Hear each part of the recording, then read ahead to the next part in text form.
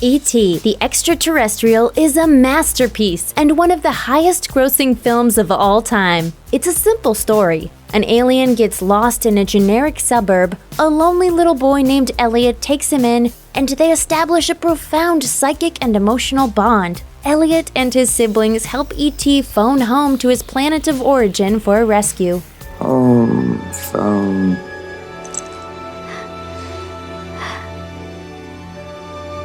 E.T. phone home. But first, they have to make sure E.T. gets off of Earth without being obliterated by creepy government agents. Young E.T. fans who grew up into adults may notice that the movie is a little different than they might remember. There are all kinds of details, great and small, that flew right over kids' heads like they were a mob of alien-protecting tweens on bikes. These are the things you only notice in E.T. as an adult.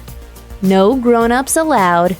E.T. the Extra-Terrestrial is a kids' movie. This isn't to say that it's a movie for kids, but more that it is literally a movie full of kids. It's a look into kid world, how kids react to divorce, how kids have their own secret suburban societies, how kids conceal and help a friendly alien visitor, and how kids fight a bunch of government spooks. A kid might not be totally aware that it's a big deal they're seeing themselves up on that screen, because it reflects their everyday life, which is kids only with the occasional adult interruption. In fact, for most of the movie, the only adult face you'll see is that of Elliot's mother.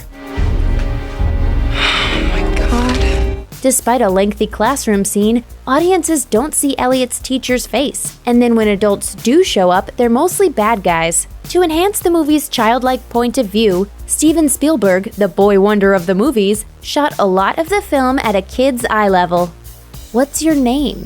Audiences learn a lot about Elliot over the course of E.T. the Extra-Terrestrial. He's about 11 years old, loves red hooded sweatshirts, lives in the suburbs, has 2 siblings, and he can connect telepathically with an alien. As for that alien, he has a glowing finger and a light-up heart, can bring plants back to life, he likes beer and candy, and is just trying to get home. And that's about all we know about Elliot and E.T. One thing that becomes clear upon viewing with jaded, nitpicky adult eyes, neither Elliot's last name nor E.T.'s real name are ever given. Can you say E.T.? E.T. E.T.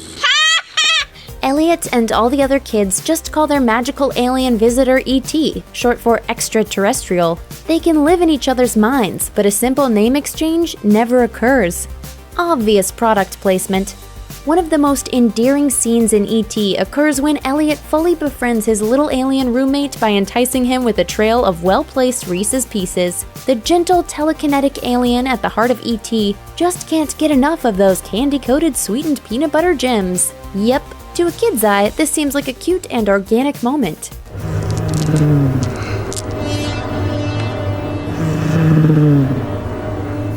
To a savvy or cynical adult, however, E.T.'s love of Reese's Pieces is a glaring, less-than-magical example of Hershey-approved product placement. It's a wonder E.T. didn't tell Elliot he needed to phone home with AT&T. The candy company's million-dollar promotional gambit worked. In the immediate wake of the film's success, sales of Reese's Pieces tripled. Even decades later, the advertising blitz has proven to be profitable.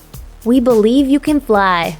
It's one of the most spectacular and satisfying moments in movie history. As Elliot, his brother, and his brother's friends race their bikes to get a weakened E.T. back to his spaceship, they come across a roadblock of government agents that want to take E.T. away and do who knows what to him.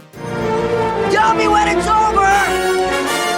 It looks like our heroes are sunk, until E.T. uses his special powers to launch the whole bicycle contingent up into the sky and then fly away. The silhouette of E.T. and Elliot on a bike is such an iconic image that director Steven Spielberg used it as the logo for his film production company, Amblin Entertainment. It drew you in. Revisiting beloved childhood movies has more appeal than just the nostalgia factor. We want to see if the movies we loved as kids hold up. Are they legitimately good, or did we just like them because we were dumb kids? Watching as an adult, you're aware of the people behind the roles. For example, only an adult will realize upon adult-aged viewing that adorable little Gertie is actually America's sweetheart, Drew Barrymore, star of Charlie's Angels and The Wedding Singer. What's a cintus supremus? Some of the insults in E.T. levied by kids make no sense at all, but only an adult's ears realize that some of these words have never been seriously used outside of E.T. Notably when Michael's friend Greg calls Elliot a cintus supremus. You're such a cintus supremus. Zero charisma. Cintus supremus. Zero charisma. Cintus supremus. Shut up, Greg! While the movie's subtitles spell out this strange tween put-down, the words don't actually mean anything. Perhaps it's a bit of fake Latin, an enduring insult slang phenomenon best embodied by the old chestnut, Dorcas Malorcas. E.T. is kinda terrifying. Kids have fewer preconceived notions than adults about the world around them, which makes them often much more accepting and open-hearted to those that are different. At least, that's one theme of E.T. The kids love the little guy straight away, and most of the adults want to capture him, run tests on him, or kill him. Here's the deal though. Adults have every reason to be suspicious and terrified of E.T. He's a shriveled, waddling mass with huge glassy eyes, not to mention he's got a long bony light finger and a glowing, possibly radioactive heart. If the average adult came across something in the woods that looked like an E.T., they wouldn't give it hugs and Reese's Pieces. They'd run away screaming.